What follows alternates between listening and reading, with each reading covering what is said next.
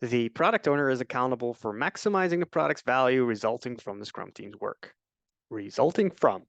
Now, that means that the product owner focuses primarily on the output and outcomes of the work of the Scrum team, discovering and validating what is valuable through delivery, frequent delivery, not through extensive design phases. The product owner focuses on value with vision and validation. That means using an evidence-based approach. There are 4 key value areas that are useful for categorizing value: current value, realized value, ability to innovate, and time to market.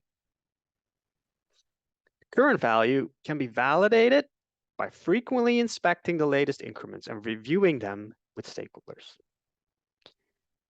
What are the outcomes of the sprints? What is achieved and realized through the delivery of done increments? What behavior can we actually observe and measure? Now that's in the increment. What's in the product backlog is only of hypothesized value, which is yet unrealized. The product backlog may also contain items that increase the organization's ability or Scrum team's ability to innovate, to unlock value that is currently inaccessible. Now, there are organizations that have an unhealthy focus on unrealized value, and we call those companies feature factories. They are generally stuck in a dump and forget routine because no one focuses really on inspecting and validating the outcomes of what is achieved by what the team delivers. The main accountability of such a team is just to build stuff that has been defined in the product backlog. It's not their accountability to validate if that's really of value, because probably they weren't even the ones defining the work. So they churn out new features from the product backlog without inspecting and validating those outcomes. And that means they lack awareness of what is actually of value.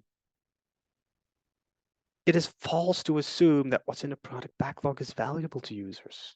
It has 0 value. Users can only value what's enabled by releasing increments. So what's in the product backlog is only an hypothesis.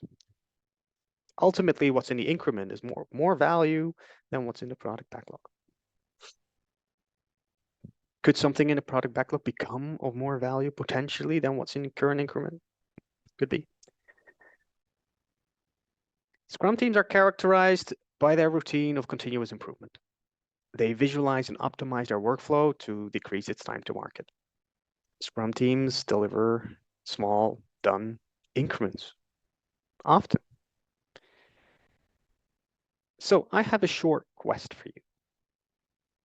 Can you provide us with one example in your product backlog that is yet unrealized and could potentially be of value? Or how about something that's already in your product? Maybe your latest increment that is currently of value already to its users.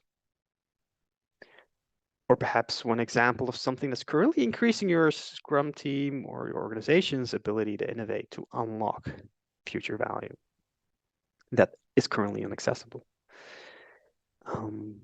Or one example that's of a workflow improvement that's decreasing the time to market of new capabilities. But please don't share any sensitive information.